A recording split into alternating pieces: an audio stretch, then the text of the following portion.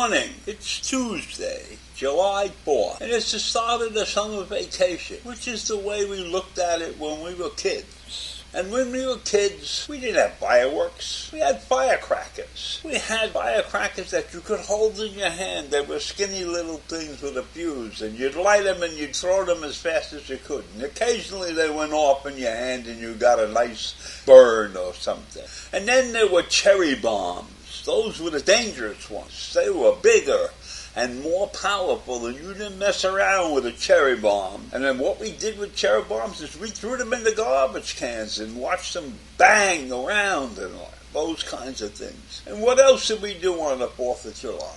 Well, on the 4th of July in the Bronx, it was a doubleheader at Yankee Stadium. 2 games started in the afternoon, about 1 o'clock. And you could stay in the bleachers for 2 games for one price. And the price was like maybe a quarter. And you sat out there in the sun and you baked. And the same thing was going on at the Polo Grounds or at Ebbets Field. And doubleheaders on 4th of July were the thing. That was what you did on the 4th of July.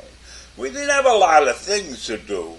We didn't go away on long vacations or anything like that. We weren't traveling on the 4th of July. We were having fun in the neighborhood. But we've come a long way since then. And I'm not so sure it's so good either. Because I don't know what it costs to go to a ball game at Yankee Stadium or Citi Field.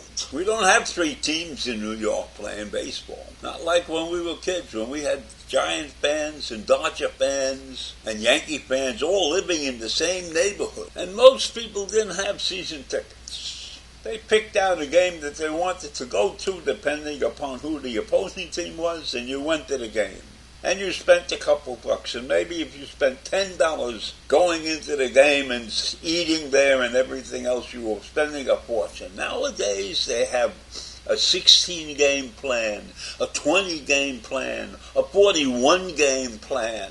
And a 16-game plan is like $21 per game. But if you want something special, you could spend more. If you're feeling like you got a lot of money, you can go up to $4,000 for a seat in the VIP section, and that works out to about $250 a game. Or you could take the 41-game plan. And in the 41-game plan, the prices start at an even $1,000 in the grandstand field level. That's about $24 a game. But if you can go a little bit more and you want to spend $10,000, you can pay $250 a game. And if you're really, really a big-time Yankee fan, you can go for the full season plan. And that'll set you back about $2,117 or $34 a game. And if you want a VIP seat, you could spend $18,000 or $291 to go to see a ball game. And I'll tell you something, the ball games that I watch are not as exciting as the games that I used to see when I was a kid, right? And when I was a kid, we had players like DiMaggio and Berra and Hank Bauer and Ted Williams, right? They don't have players like that anymore, at least not in my mind anyhow. And those ball players weren't making millions and billions of dollars. A lot of the ball players that I remember had winter jobs. So I remember that one of the players on the Dodgers, one of the best players on the Dodgers, had to work in a shoe store in the wintertime in order to make ends meet because they didn't make so much money. And the Dodgers were a notoriously cheap team also. So the game has changed dramatically, and now you got pitchers who play every 5 days and they make $40 million a year. And they only pitch 5 or 6 innings.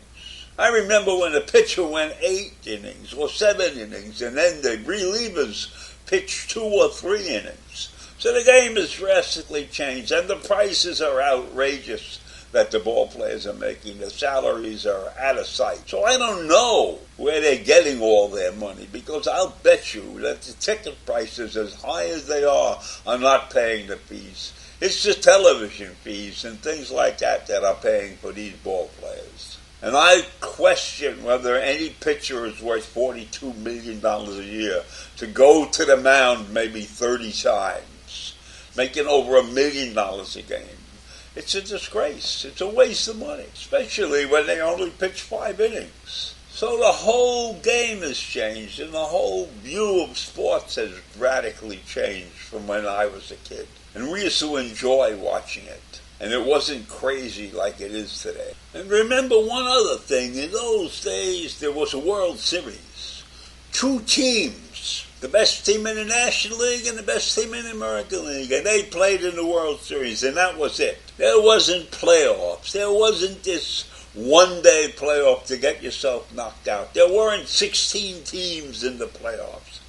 2 teams. There were only 16 teams playing the game. So have we improved so much that we need all these extra games and these playoff games?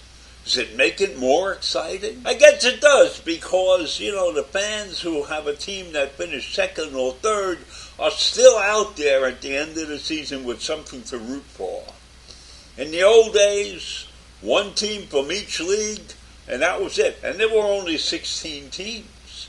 Until teams moved to the West Coast, like the Brooklyn Dodgers and the New York Giants, when they abandoned New York in 1957.